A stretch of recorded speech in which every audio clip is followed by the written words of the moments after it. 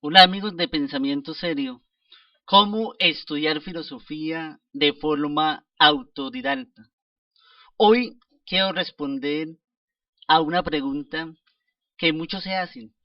¿Es posible estudiar filosofía de manera autodidacta?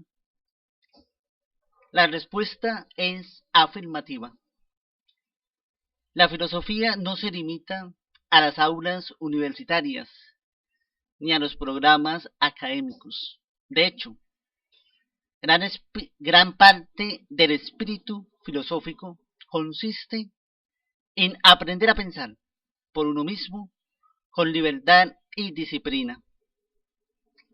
En este video voy a presentar 5 pasos concretos para estudiar filosofía de forma autodidacta.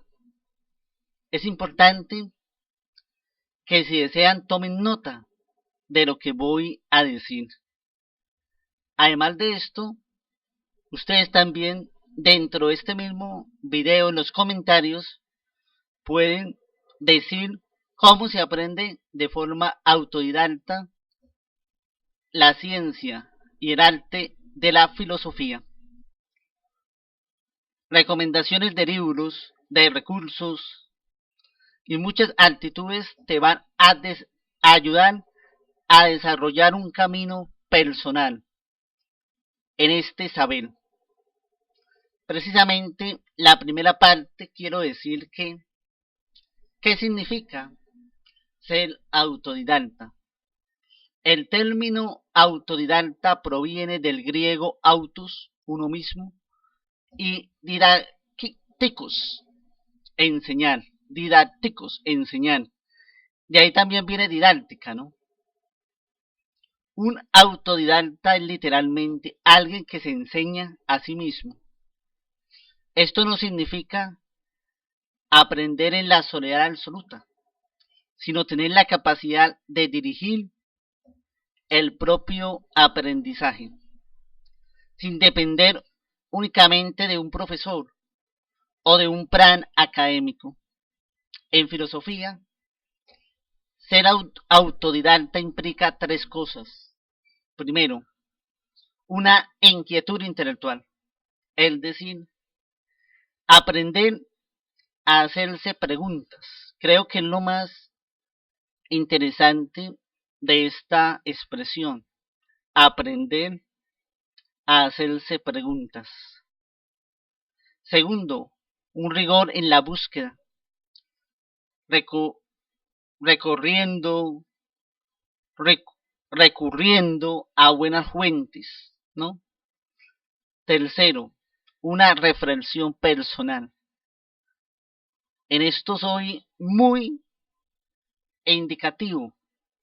¿Por qué? Porque la mayoría de autodidactas no hacen reflexiones personales.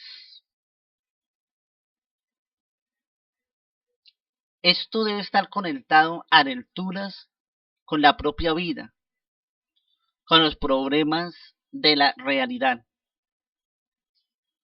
Paso 1. Dije que eran 5 pasos. Paso 1.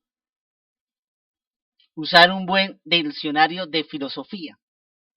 El primer recurso e indispensable es un diccionario filosófico.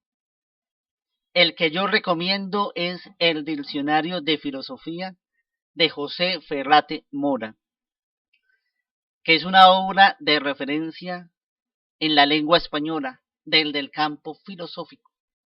Su utilidad en que está la búsqueda de conceptos técnicos que no siempre coinciden con el uso del lenguaje común. Ejemplo, términos como ontología, epistemología o imperativo categórico no pueden interpretarse con el sentido coloquial. Requieren una definición precisa. El diccionario puede aclarar estos conceptos. Vamos a ubicarlos en la tradición del pensamiento donde precisamente estos surgieron. Paso 2. tener una buena historia de la filosofía. El segundo paso es contar con una historia de la filosofía. La obra que yo recomiendo es que empecemos con la historia del pensamiento filosófico. Y es la historia de la filosofía de Giovanni Reale y de Darío Antiseri. Es muy interesante porque también tiene textos de los autores, partes de los autores, y tú vas a leer lo que decían los autores, pero también un resumen de todo. Este tipo de manual funciona como un mapa intelectual.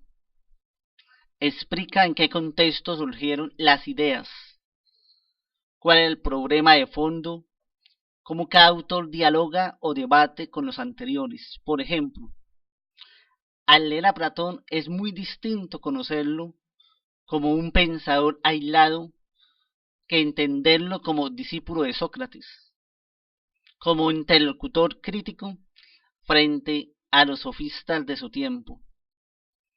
En la medida que vayas avanzando, vas a estudiar el contexto histórico del autor, que sencillamente también es importante. Ubicar a un filósofo dentro de la historia. También estudiar la economía de su momento, cómo se veía la sociedad. Esto es muy importante para entender al filósofo. Y la historia de la filosofía te da esas pautas para no pensar que el pensador es una pieza suelta, sino es parte de la gran conversación que lleva siglos en curso. Esa es la ventana de la oportunidad al conocimiento. Un paso 3. Leer directamente a los filósofos. El tercer paso es fundamental. Es acudir a las fuentes primarias. La filosofía no se aprende únicamente a través de manuales o comentarios, sino leyendo directamente a los filósofos. Algunas recomendaciones iniciales: Platón, la apología de Sócrates o otro tipo de diálogos: Descartes, el discurso del método; en Nietzsche, el nacimiento de la tragedia o Así habló Zaratustra; en Sartre, el existencialismo es un humanismo. Precisamente la clave no es empezar con obras demasiado complejas, como la crítica de la razón pura de Kant, sino ir con textos breves y claros y poco a poco subir la intensidad. Y para que no te aburras, pues ya después de estudiar, puedes empezar en orden, o ya cuando estés en los textos puedes comenzar de diferentes épocas también, pero ya estudiando toda la historia de la filosofía, ¿no? O al menos el manual. Aquí el objetivo no es solo comprender el contenido, sino ejercitar el pensamiento crítico. Tienes que subrayar, tienes que anotar, tienes que preguntar, tienes que empezar a relacionar lo leído con los problemas actuales. Quizás ese es el problema de los autodidactas, que se les olvida con frecuencia que el ser humano tiene problemas. Muy bien. Paso 4. Ver videos de divulgadores. El cuarto paso es complementar con divulgación filosófica en video. Hoy en día existen canales de YouTube, cursos en línea que presentan de forma clara y didáctica temas que pueden parecer densos en los libros. Esto sirve como introducción o como apoyo pedagógico, pero siempre con la advertencia de no quedarse solo en resúmenes. El video es un medio útil para captar el núcleo de las corrientes filosóficas, pero después debe conducir a estudios directos de fuentes y de manuales. En otras palabras, los videos son puertas de entrada, no puntos de llegada. Paso 5. Leer artículos en Internet y leer páginas web especializadas. El quinto paso es aprovechar los recursos digitales, pero con criterio. La herramienta esencial es Google Académico, que va a recuperar artículos científicos, ponencias, publicaciones interesantes de conocedores de filosofía. Esto te permite acceder a interpretaciones, a debates actualizados sobre la filosofía, sobre filósofos, sobre sus obras. También puedes consultar enciclopedias académicas, repositorios universitarios, revistas especializadas en filosofía. El punto clave aquí es distinguir las fuentes confiables de materiales superficiales, de blogs a veces que están en el ciberespacio, que no aportan nada al conocimiento. No todo lo que circula en Internet tiene el mismo rigor académico. Por eso debemos aprender a manejar esto con mucho, pero con mucho criterio. Vamos a recapitular algunas cosas, los 5 pasos para estudiar la filosofía de forma autodidacta. Son los que yo te doy. Tú puedes tener otros. Primero, contar con un buen diccionario de filosofía. Segundo, tener una historia general de la filosofía. Tercero, leer directamente a los filósofos. Cuarto, complementar con videos de divulgación. Quinto, consultar artículos y recursos académicos en Internet. Amigos de pensamiento serio, ser autodidacta en filosofía no significa caminar sin rumbo, sino tener la capacidad de trazar tu propio camino con orden, con curiosidad, con pensamiento crítico. Hoy más que nunca estamos llamados a esto.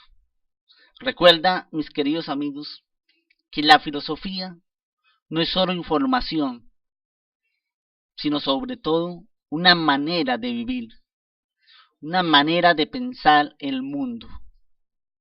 Sobre todo, he dicho mucho en este canal, lo he escrito también. La filosofía es para aprender a vivir dignamente, no para que la gente te diga, oh, qué sabio, qué intelectual eres, y te aplaudan. No, para vivir con dignidad. Precisamente, me gustaría que si este contenido te resultó útil, que le den me gusta, compártelo y suscríbete a este canal. Déjame en los comentarios qué filósofo te interesa leer primero. Y en los próximos videos podemos construir juntos una guía interesante, más específica sobre la lectura de ese filósofo. Además de esto, les dejo un video interesante titulado ¿Existe una filosofía colombiana? La verdad que nadie te cuenta.